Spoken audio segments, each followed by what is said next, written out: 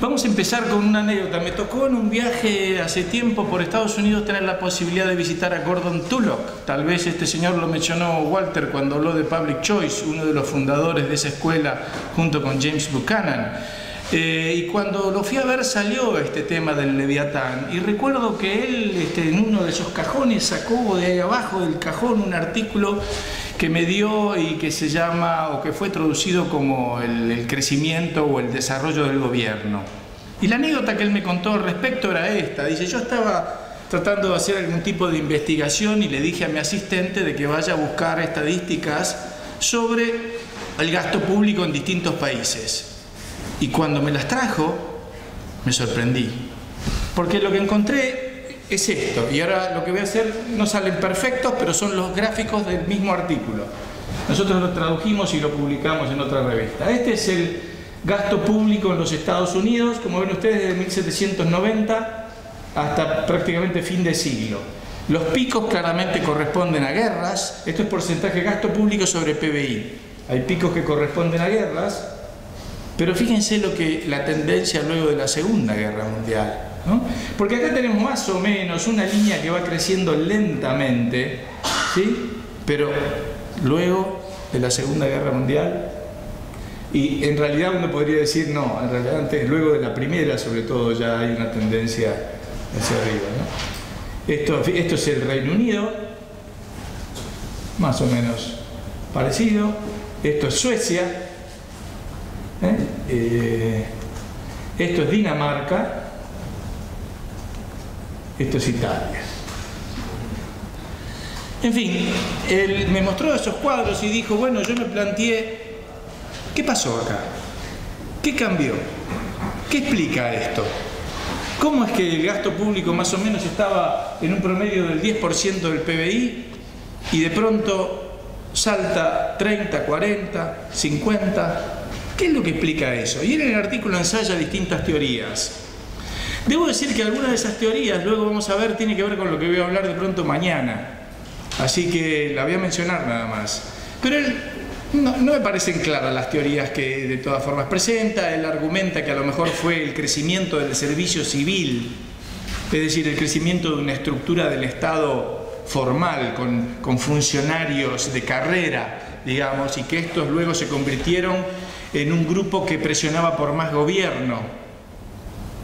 Luego menciona la creación de la Reserva Federal, 1907, puede ser el abandono del patrón oro, puede ser. Luego menciona también la introducción del impuesto a los réditos, más o menos en esa misma época. Pero se queda él con una interpretación que él llama la interpretación a lo Bismarck, es decir, la de copiar, digamos, el sistema del Estado benefactor iniciado por Bismarck en Alemania. Y a eso le atribuye entonces este crecimiento. Entre otras explicaciones también esa está vinculada con la extensión de la democracia. En la medida que la democracia se extiende al voto universal, entonces genera incentivos para que el político que le ofrezca a los votantes más de esto, más de aquello, más de lo otro. Entonces la democracia convierte esto en una carrera hacia arriba. También hay otros autores que señalan o mencionan una posibilidad para explicar esto bajo el nombre de lo que llaman en inglés el ratchet effect, y esto viene a ser una especie de escalera que se explica o que pretende explicarse también porque en cada crisis, cuando hay una crisis, la gente mira al gobierno. Bueno, ¿y el gobierno qué va a hacer? ¿Y el gobierno qué va a hacer? Más cosas va a hacer. Y la crisis la generó el mismo gobierno, pero ahora el gobierno es el que está llamado a hacer algo.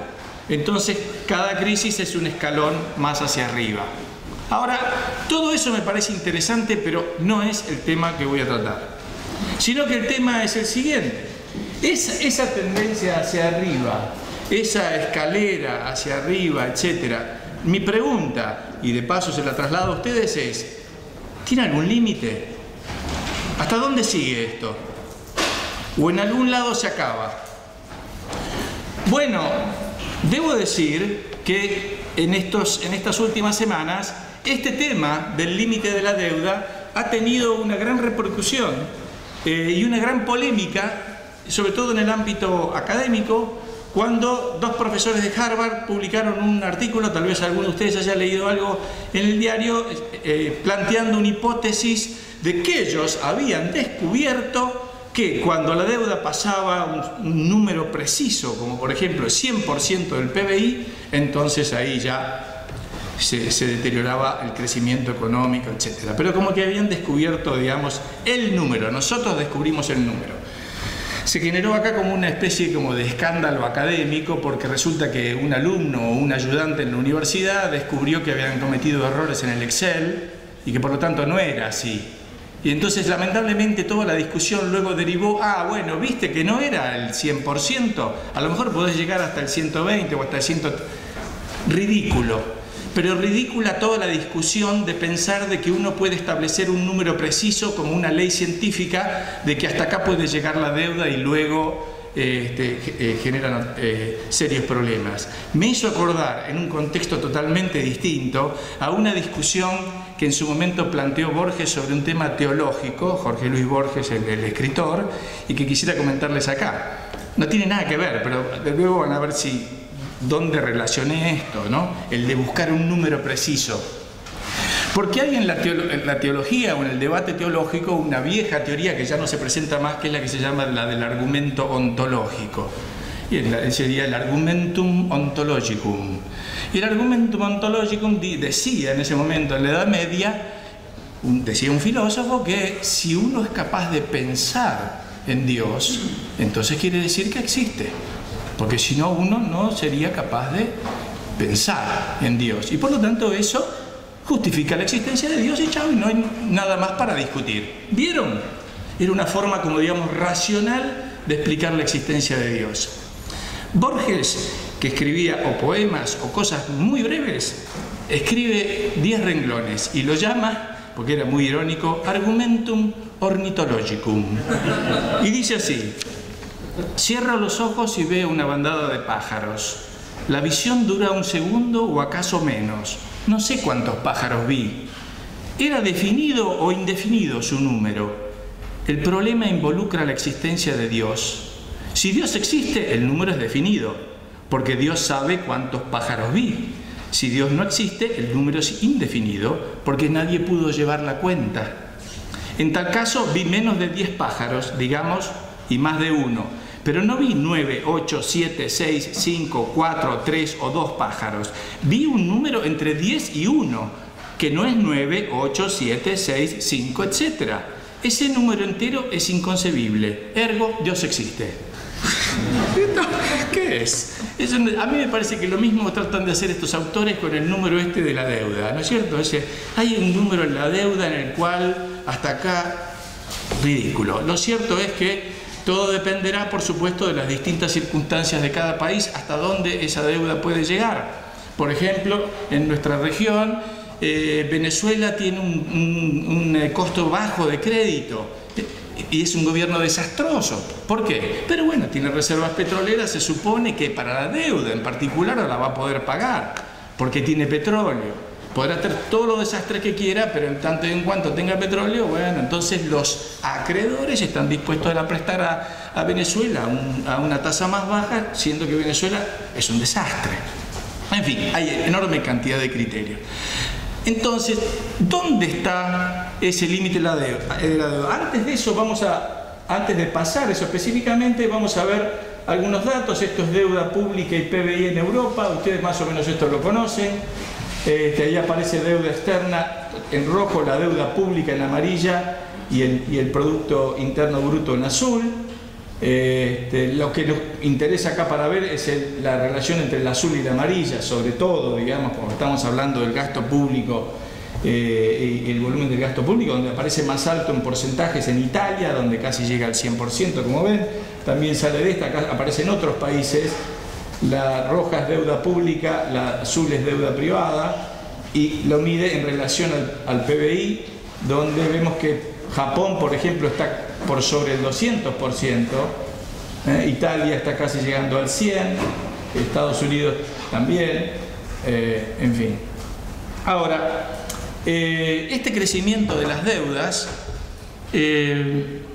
parece en algún momento incontrolable, pero debo decir que no lo es. Un límite hay. ¿Y el límite cuál es? Bueno, todos los mecanismos de financiamiento del Estado tienen un límite. ¿Cuáles son? Veamos cada uno de ellos. Oh, perdón, acá tenía otra que era, veamos el caso específicamente de los Estados Unidos. ¿Cuál puede ser el límite de la deuda en el caso de los Estados Unidos? Yo voy a argumentar y anticipar ahora que el límite de cada uno de los instrumentos del Estado es el colapso. Ese es el límite. Yo no sé dónde ponerlo, pero el límite es el colapso. Y en la medida que cuanto más se acerque la situación al colapso, más fuerte en todo caso va a ser la presión para tener algo de cuidado, ¿no es cierto?, para no caer en él. Los políticos se van a dar cuenta más o menos cuando se están aproximando al colapso. Pero ¿cómo va a ser en el caso de los Estados Unidos? Si es que ocurre, y básicamente tienen deudas no cubiertas, lo que llaman funded liabilities, esto es deudas en el sistema de seguridad social, Medicare, Medicaid y todo eso que no aparece ni siquiera en el presupuesto público. Esto puede llegar a crecer. Esto, habiendo además ciertas restricciones para subir los impuestos, aumentaría el déficit fiscal. Esto desencadena, este mayor déficit fiscal desencadena un aumento en los rendimientos de la deuda, en las tasas de interés, lo cual a su vez aumenta el costo de cubrir los intereses de la deuda, y eso lleva a un rollo en el cual llega un momento que colapsa. ¿Por qué? Porque el mercado le dice: no te presto más. Digamos, en el caso de los Estados Unidos la situación es un poco obviamente distinta, porque ellos pueden emitir la moneda en la cual tienen la deuda, cosa que muchos otros países no podemos hacer. Ellos sí, y en ese sentido tienen una ventaja, pero la alternativa en última instancia, como vamos a ver también acá, es elegir entre default o hiperinflación. Digamos, eso es básicamente el dilema al cual se enfrenta. Bueno, ¿cómo se financia el Leviatán? Estas son las formas de financiar al Estado, y yo voy a argumentar que todas ellas tienen un límite. Primero, y la más tradicional, por supuesto, son los impuestos. Esa es la forma original, digamos, de financiar al Estado. Los ciudadanos pagan impuestos con los cuales financian el gasto público. Bueno, esto tiene claramente un límite. El límite no específicamente es el colapso, sino que el límite es la rebelión fiscal. Cuanto más elevada es la tasa impositiva, más fomenta la evasión. Esto ha sido analizado en lo que se llama normalmente la curva de Laffer, incluso se termina recaudando menos, o directamente se llega a la rebelión fiscal, que puede ser, digamos, más o menos abierta. Puede ser un aumento notable de la evasión fiscal, o puede ser realmente rebelión fiscal en las calles. Y gran parte de los cambios y de las revoluciones que ha habido en la historia de este planeta tienen que ver con rebeliones fiscales. Por supuesto que el Tea Party, no el de ahora, el histórico, digamos, Tea Party tiene que ver con los impuestos.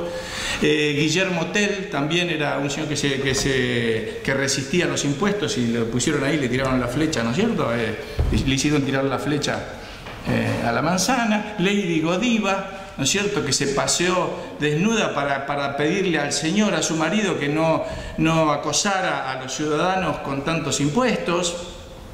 De hecho, fui a la playa y me parece que hay varias señoras acá que están en lo mismo. Bueno, yo las vi y dije, seguro que son tax rebels estas mujeres de aquí. Deben ser para los impuestos de Inglaterra, de Alemania, tenían pinta así de nórdicas. Espero que sea para los impuestos de todos. Me parece que están siguiendo ese mismo camino, lo cual está muy bien. En fin, entonces, ahí hay un límite, digamos. ¿Dónde estará? Dependerá, por supuesto, de cada país, de cada situación, etc. La deuda, como ahora vamos a ver, también lo tiene. Luego, una tercera forma de financiar el gasto público es vender activos que el gobierno tiene. Esto lo hemos conocido como privatizar, ¿cierto? Vender esto, vender aquello, vender acá. Tiene un límite también, porque llega un momento que esos activos se acaban. Y tiene un límite también porque la privatización genera un ingreso de una sola vez, que es cuando uno vende. No genera un flujo de ingresos. Es decir, yo vendo la compañía aérea, por ejemplo, está bien, cobro, pero a lo sumo que puede generar un flujo si ahora paga impuestos que antes no pagaba. Pero si no, es un ingreso de una sola vez. Por eso en las finanzas públicas normalmente se dice que convendría que si se privatizan los ingresos de una sola vez se asignen a cancelar pasivos, a cancelar deuda, y no a gastársela en gasto corriente, en sueldos, etc. Bueno, luego hay una cuarta que nosotros hemos experimentado todas, digamos, y hemos llegado al límite a todas, como van a ver, la expropiación de activos. Es decir, el Estado va ahí, toma directamente, toma los fondos de pensión, toma acá, toma allá, entonces expropia esto o aquello y se hace de recursos para financiar el gasto público. Eso también tiene, por supuesto, un límite, porque llega un punto en el cual, digamos, tiene que haber alguien que produzca algo, ¿no es cierto? Entonces, si avanza en la expropiación, obviamente impacta en el volumen de inversión, cae la actividad económica, etc. Luego hay venta directa de servicios. Es decir, no sé cómo será aquí, pero por ejemplo muchas veces hay una tasa de justicia. Cada vez que uno va a hacer algún juicio o algo tiene que pagar una tasa que financia al sistema judicial, o uno entra en un parque nacional y paga. Es decir, a diferencia del impuesto, el impuesto se asigna a cualquier tipo de gasto, el servicio va asignado a cubrir ese gasto en particular. Y por último tenemos la emisión monetaria, que también tiene un límite, que es la hiperinflación. Les decía que nosotros hemos vivido casi todos, pero lo interesante, y tiene que ver con el resto de la conversación aquí, es que lo que hemos vivido es que cuando se cierra uno, se abre otro. Es decir, nosotros hemos tenido crisis más o menos hace 10 años, cada 10 años, una en el 89 por hiperinflación, se canceló la hiperinflación, pero a los 10 años tuvimos una por deuda, caímos en el default y ahora estamos con una presión impositiva que nos ahoga. Es decir, cae uno y se abre la puerta para otro. Eso va a tener que ver, porque lo que quiero pasar a ver ahora es cuál es la posición liberal o incluso libertaria respecto a la deuda y qué hay que hacer con ella. En principio voy a adelantar que me parece que la posición, sobre todo voy a presentar más en detalle la posición libertaria, que creo que hay que completar o corregir en algunos aspectos, como vamos a ver. Pero en principio quisiera plantear que hay un principio y una ley básica que sostiene que lo que debemos hacer es honrar los contratos. Aquí hay una frase muy conocida de David Hume, que la había traducido así, que dice: donde la posesión no tiene estabilidad, habrá una guerra perpetua. Donde la propiedad no se transfiere por consentimiento, no habrá comercio. Donde no se observan y se cumplen las promesas, no habrá ligas ni alianzas. Esta es una frase que muchas veces citamos, porque David Hume está señalando cuáles son básicamente las 3 leyes básicas para que una sociedad prospere: el derecho de propiedad, su transferencia por consentimiento, es decir, la libertad contractual, y honrar la palabra. Entonces, no es que los liberales decimos que hay que honrar la palabra, que hay que cumplir con los contratos. ¿No es la deuda un contrato que hay que cumplir? Bueno, no está fácil el tema. Bueno, aquí aparece entonces, ¿qué han dicho ¿quiénes han sido y qué han dicho los libertarios respecto a este tema de la deuda? El primero que tenemos, considerando este tema, no hay mucho, voy a decir, y aliento a cualquiera de los que está acá, creo que este es un tema lindísimo y fértil para explorar y para investigar al respecto. El primero que cito es Frank Chodorow. Es un americano que era editor de la revista The Freeman. Ustedes la conocerán, una revista de hace, bueno, ustedes son muy jóvenes, pero digamos, una de las primeras revistas liberales o libertarias que se empezó a editar en los Estados Unidos, por una fundación que se llamó Foundation for Economic Education, donde estaba Margit von Mises y se había llevado parte de la biblioteca de Mises a esa biblioteca. En fin, en los años 50, 60, 70, ese fue un faro, digamos, de las ideas liberales en los Estados Unidos. Él era el editor de esa revista, y lo que plantea acá es un tema que luego se ha repetido mucho, ¿no? Lo leo por las dudas. La excusa del Estado para endeudarse es que invierte el dinero de los bonos en beneficio de la posteridad. En lugar de poner la carga del costo de esos actos benéficos en los vivientes, propone a quienes no nacieron compartir el costo. Se está cargando a los hijos y nietos con la obligación de pagar algo sobre lo cual no opinaron y puede que no les interese en absoluto. Este es un argumento que muchas veces yo mismo he señalado, es decir, estamos acá, el Estado está asumiendo deuda que van a tener que pagar a algunos que todavía no nacieron ni tampoco pudieron opinar, tampoco votaron. Ese es el punto crítico. Ahora, al mismo tiempo, hay un punto, si ustedes quieren, financiero, que algo de sustento tiene, y es que hay ciertas obras, por ejemplo, que van a ser aprovechadas por sucesivas generaciones. Entonces no sería correcto que esas sucesivas generaciones la pagaran, porque lo que es el gasto hoy, digo, el pagar hoy los empleados públicos, el pagar hoy el gasto del hospital, bueno, es verdad, parecería correcto que lo cubrieran nada más que aquellos que lo van a usar ahora. Pero la construcción de la ruta, por ejemplo, a lo mejor dura muchos años. En fin, lo planteo como un tema para que lo podamos discutir. Pero esto ¿se aplica el mismo concepto a la deuda privada? Chodorov es el primero que plantea este tema y luego, por supuesto, el que resume con claridad también la posición libertaria no es otro que Murray Rothbard. Y acá aparece Murray Rothbard planteando esta diferencia entre deuda pública y privada que yo quiero conversar con ustedes. Él dice, la transacción de la deuda pública es muy distinta de la deuda privada. En lugar de un acreedor con una baja preferencia temporal intercambiando dinero por un pagaré de un deudor con alta preferencia temporal, el gobierno recibe ahora dinero de los acreedores, sabiendo ambas partes que el dinero que se devuelva no vendrá de los bolsillos de políticos y burócratas, sino de las carteras saqueadas de los contribuyentes indefensos, los súbditos del Estado. El gobierno obtiene el dinero por coacción fiscal y los acreedores públicos, lejos de ser inocentes, saben muy bien que sus ingresos vendrán de esta lamentable coacción. Es decir, lo que está planteando Rothbard es, bueno, esta clara diferencia y que acá los dos lados son responsables, el que emite la deuda y el que la toma. Yo puse esta foto acá, que ustedes espero que todas la puedan ver. Son unos acreedores italianos que fueron con un cartel a la plaza de San Pedro y le dicen al Papa, Papa, a ver si usted hace algo para que nos paguen a nosotros. Son pequeños ahorristas italianos.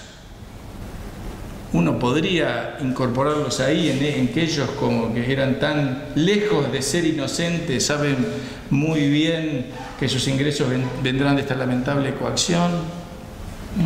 A mí me genera algo de dudas eso. Tal vez lo que sí podría decir son los que sí eran responsables, seguramente a lo mejor los bancos que se los vendieron. Pero ellos, en fin, lo planteo como un tema de nuevo para discutir. En ese caso. Luego Rothbard dice, en tal caso, y esto siendo así, lo que hay que hacer con la deuda pública es repudiarla. Entonces dice, porque ¿cuáles son las formas de resolver el tema de la deuda? Vamos a ver lo que dice él. Por desgracia, liquidar una deuda nacional que pronto llegará a los 4 billones de dólares llevaría rápidamente a la quiebra de todo el país. Pensemos en las consecuencias de imponer nuevos impuestos por 4 billones en Estados Unidos el año que viene. Otra forma casi igual de devastadora de pagar la deuda pública sería imprimir 4 billones de nuevos dólares, ya sea en billetes o creando un nuevo crédito bancario. Este método sería extraordinariamente inflacionista y los precios se dispararían rápidamente, arruinando a todos los grupos cuyas ganancias no aumentaran en el mismo grado y destruyendo el valor del dólar. Propongo, por lo tanto, una forma aparentemente drástica, pero realmente mucho menos destructiva de liquidar la deuda pública de un solo golpe: el repudio directo de la deuda. Y ya la deuda no hay que pagarla.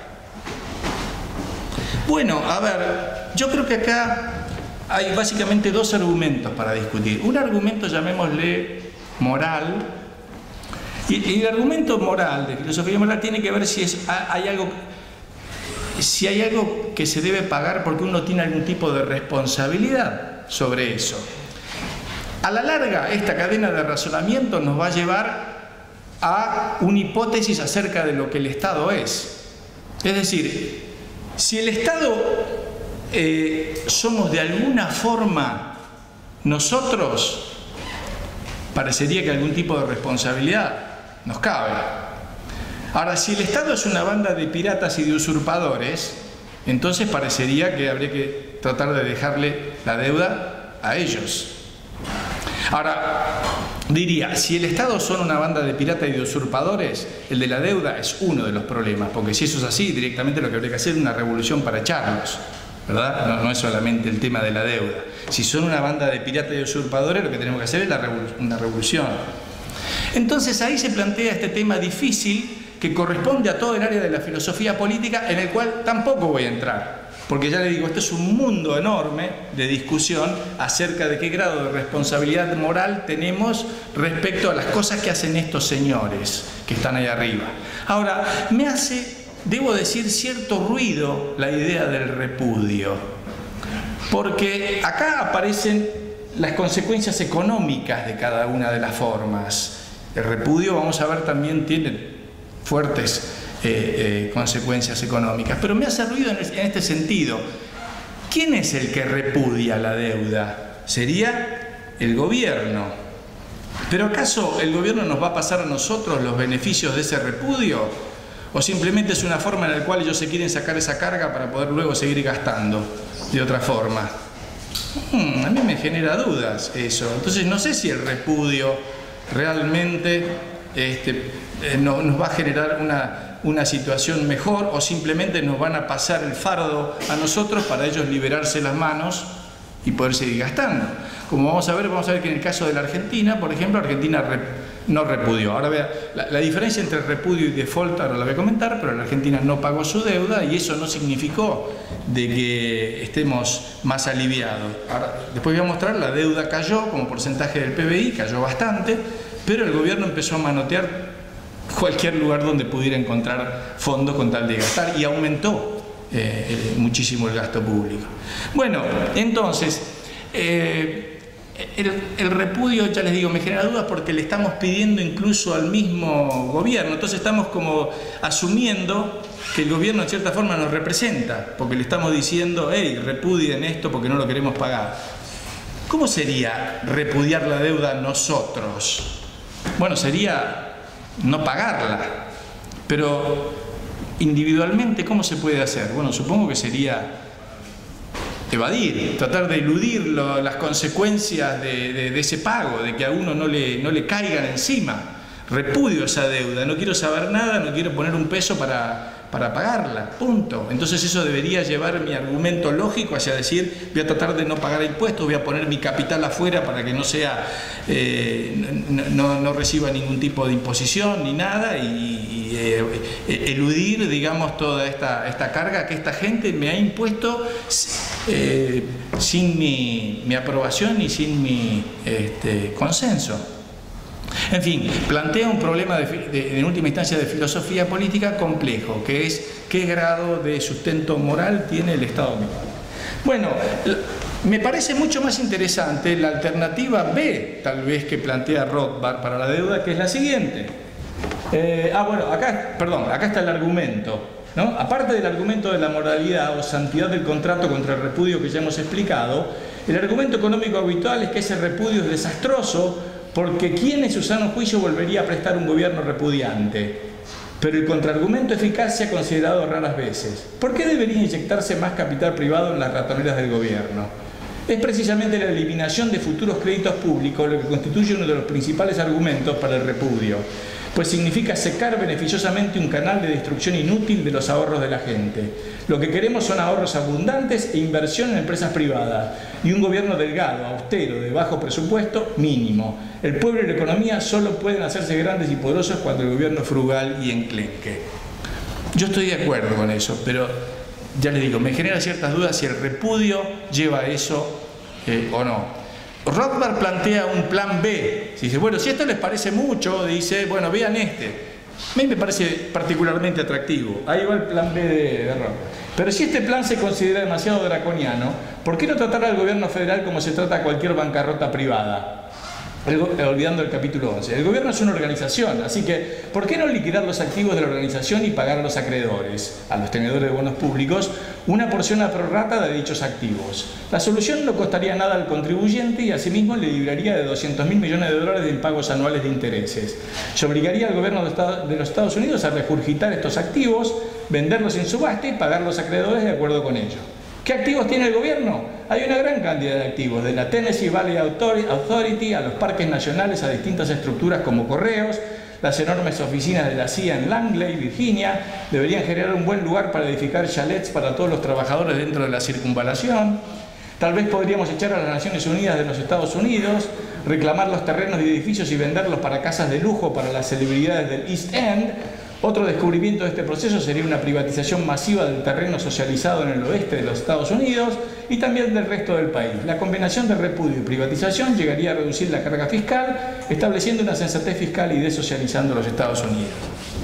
En cierta forma me parece una alternativa razonable. Tomemos el caso de Grecia. Bueno, default. Bueno, la diferencia entre repudio y default es esta. Repudio es cuando uno niega la deuda. Entre otras cosas que me generan sospecha por el repudio, porque el único repudio que hubo en el siglo XX fue el de la Unión Soviética. Default es, reconozco la deuda pero no la pago. Es decir, no puedo, no tengo, etc. Pero el otro es directamente la niego, ¿no? Entonces, a mí esta alternativa me parece interesante. Tomemos el caso de Grecia. Y bueno, muchachos, hay que, qué sé yo, hay que vender el Partenón. ¿Qué va a hacer? A ver cuánto nos dan por el Partenón. Y algunas islas, que tenemos, vendamos algunas islas, en fin, ¿qué vamos a hacer? De pronto no parece una solución muy práctica, pero le he buscado la vuelta, porque claro, hacer este tipo de ventas y de privatizaciones no se hace de la noche a la mañana, y a lo mejor uno tiene un vencimiento de deuda acá a fin de año o a fin de mes. Bueno, pero entonces uno podría emitir un bono, renueva el bono, digamos, canjea el bono con uno que tenga garantía con esos activos, a 5 años, digamos. Y si en 5 años no lo vendí, el bono se ejecuta y el bien, el activo pasa a mano del acreedor. Y con eso se cancelan las deudas, un poco en el formato de lo que Rothbard aquí plantea. Muy bien, eso podría ser, no es lo que ocurre. ¿Cuáles son? Pero acá el tema estuvo planteado en las consecuencias económicas de un default. ¿Cuáles son las consecuencias económicas a corto plazo? Bueno, depende de cómo se resuelva, puede haber un colapso financiero, puede haber hiperinflación si se resuelve con emisión, muy probablemente va a haber una recesión económica. En el caso de los Estados Unidos puede ser que haya un colapso de la seguridad social, de Medicare o Medicaid, porque necesitan ya fondos del sector público. Si fuera, en el caso particular de los Estados Unidos, ¿dónde están los bonos? Como ven ustedes ahí, la Federal Reserve tiene el 17% y en el exterior está el 45%, los privados tienen el 40%. En el exterior es básicamente China, o sea que si Estados Unidos defaultea, le está diciendo a los chinos, bye bye, adiós, adiós, chao. Los costos se estiman que para el sector privado serían de 4 trillones de dólares, pero algunos sostienen, bueno, a lo mejor no son costos muy elevados, porque por ejemplo la caída del valor de las acciones entre 2007 y 2008 fue de 10 trillones de dólares. Entonces a lo mejor un default de la deuda norteamericana o la caída del valor de las propiedades fue más o menos similar. Ahora, debo decir también cuáles son las consecuencias a largo plazo. Es cierto que a largo plazo un default o un repudio de la deuda establece un límite al endeudamiento, por el argumento que plantea Rothbard. ¿Quién te va a prestar si ya no pagaste? Nadie te presta. Entonces, de facto, impone un límite. Eso es lo que le pasa a la Argentina. ¿Quién le presta a la Argentina? Nadie. Pero en ese sentido deberíamos decir, ¡qué bueno! Porque si no estarían endeudándose de nuevo hasta acá. Nadie le presta a la Argentina. Muy bien, ese es un buen y un saludable efecto. Lamentablemente, no viene solo, porque por causas que tal vez podríamos discutir o que habría que investigar, el sector privado no es inmune a lo que ocurra con el sector público. Ahí Rothbard antes decía, hay que repudiar la deuda pública porque lo que necesitamos es inversión privada. Nuestra experiencia muestra que si vos defaulteás la deuda pública, no viene la inversión privada. El sector privado se ve lamentablemente afectado por el comportamiento del sector público. Eso es algo que hay que tenerlo en cuenta. ¿Por qué? Porque el mercado asume, esto es lo que llama normalmente riesgo país, genera un riesgo país muy elevado para las inversiones privadas. ¿Por qué? Porque el mercado asume de que si el gobierno va a ir al default, va a manotear de algún lado. ¿Y dónde va a tomar? Del sector privado. Entonces, ¿cómo vamos a invertir a este país que va a ir al default de la deuda pública y por lo tanto va a querer meter mano donde pueda sacar algo para hacer frente a ese problema? Entonces, lamentablemente debo decir que el default o el repudio, digamos, al sector de la deuda pública impacta y mal en el sector privado. a ustedes a lo mejor les costará entender o creer esto, pero en la Argentina no hay compañía privada en la Argentina que haya podido colocar deuda desde hace 2 años. 0. Ni una. Colocar algún bono ahí en los mercados ahora en un periodo en el cual las tasas en el mundo están bajísimas. 0. Nada, no pueden, nadie lo toma. ¿Por qué? Hay compañías, hay una, voy a contar un caso en particular, se llama Arcor. Es la mejor compañía productora de golosinas del mundo. Tiene fábricas en 7, 8 países, exporta a todos los demás. Una maravilla de compañía, no puede obtener crédito. ¿Por qué? Porque está en Argentina. Y porque está sujeta a un riesgo soberano que en cualquier momento colapsa. Y el mercado dice no, o digamos, si le prestan unas tasas muchísimo más altas de lo que le pueden prestar a cualquier compañía en Uruguay, Brasil o Perú. Entonces, lamentablemente hay un impacto.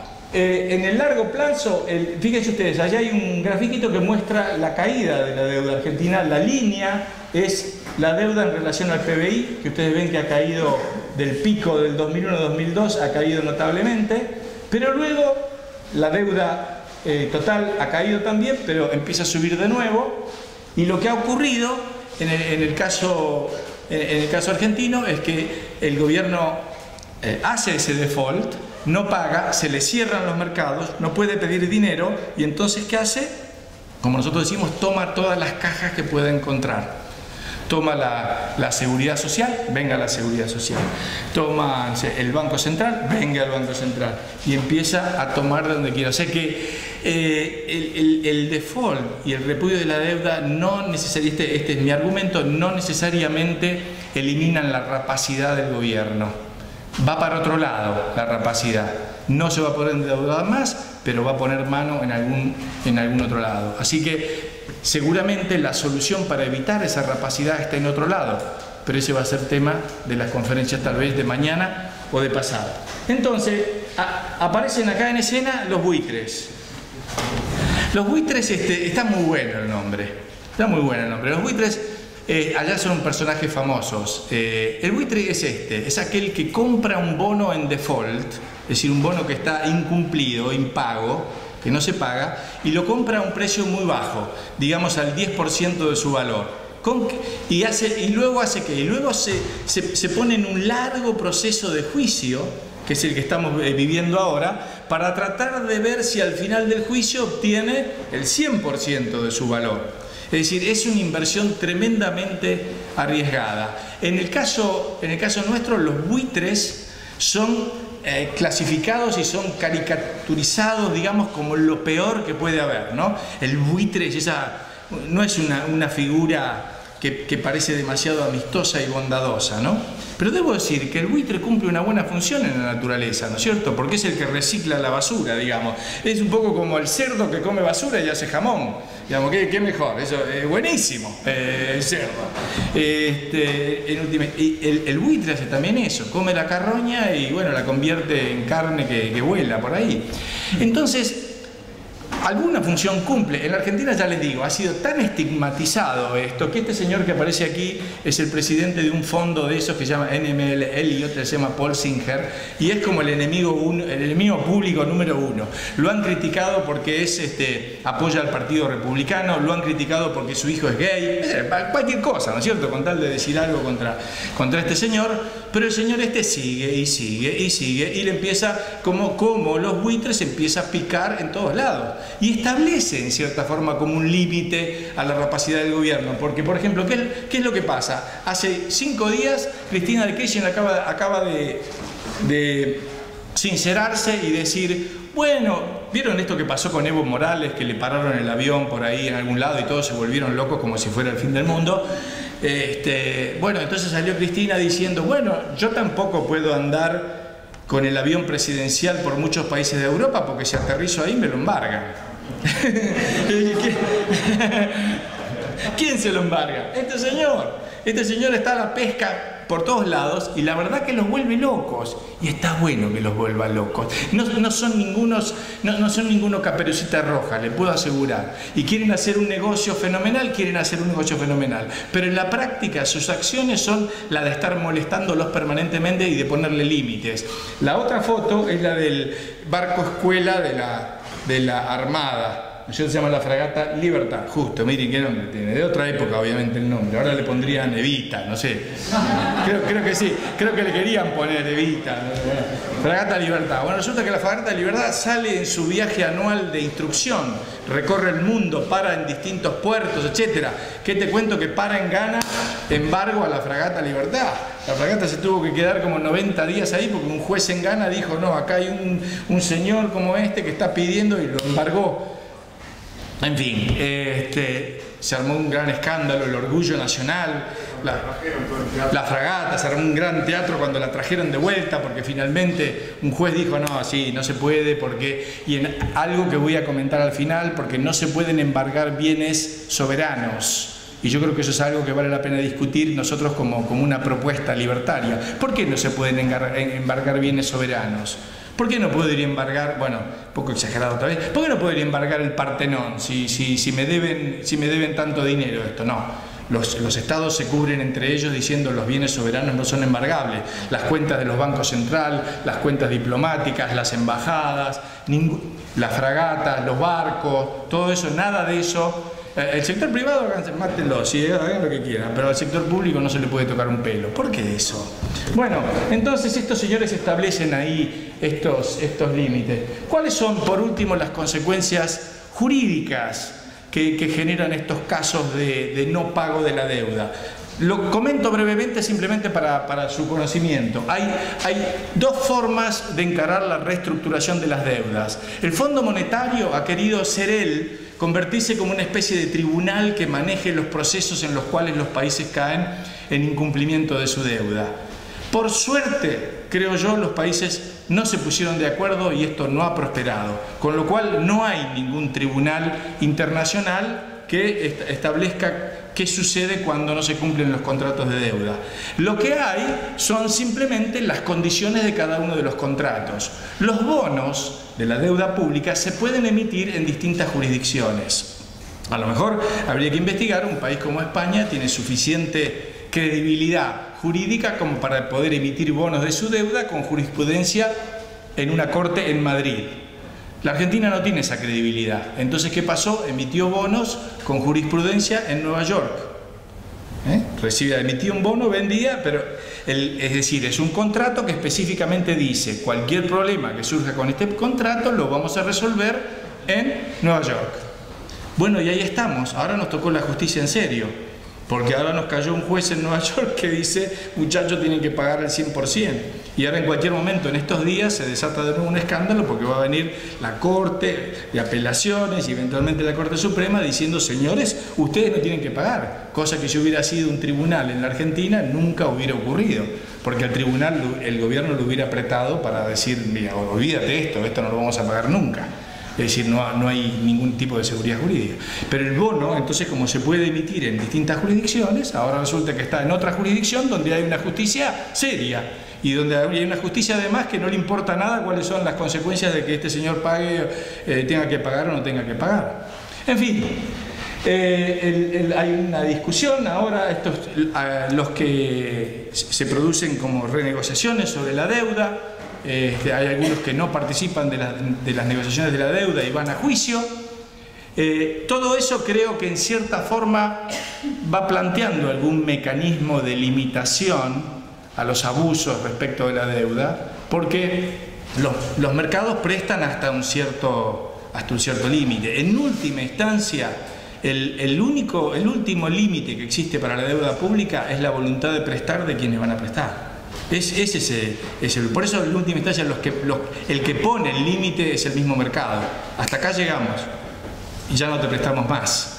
Cuando llegó ese momento que ya no te prestamos más, ahí apareció el límite de la deuda. ¿Qué es lo que le pasó al señor de Grecia? Pobre señor de Grecia, ¿qué es lo que pasa? Cada gobierno, por supuesto, enfrentado ante la alternativa de elegir entre financiar el gasto con impuestos o financiarlo con deuda, prefiere deuda. ¿Por qué? Porque la deuda es gasto ahora y que lo pague, qué sé yo, otro que venga después. Entonces, si yo puedo elegir entre impuestos y deuda, elijo deuda. El impuesto es ir ahora y meterle la mano en el bolsillo a la gente, y a la gente no le gusta que le metan la mano en el bolsillo. Entonces, si puedo endeudarme, mejor, porque le dejo la papa caliente, digamos, al que viene atrás. Pero ¿qué es lo que sucede? El que viene atrás le deja la papa caliente al de atrás, y así sucesivamente, hasta que hay uno que le toca, que llega y trata de pasársela y no hay nadie. Ese cayó, y a ese le cayó la factura. Es lo que le pasó al pobre señor griego que tuvo que irse nunca más, borrado de la política. En fin, a ese le tocó la mala noticia. El mercado le puso ahí, en ese sentido, un límite. Pero luego, la verdad es que el resto, y ahí va a ser, ya le digo, lo que vamos a estar viendo en estas próximas conferencias de mañana y de pasado, los límites en última instancia van a estar dados desde mi perspectiva nada más que por los valores y las ideas que predominen en una determinada sociedad, y hasta cuándo están dispuestos a pagar la fiesta y a financiar la fiesta de los gobiernos que quieren gastar hasta más no poder. En fin, hasta acá. Muchísimas gracias y espero las preguntas.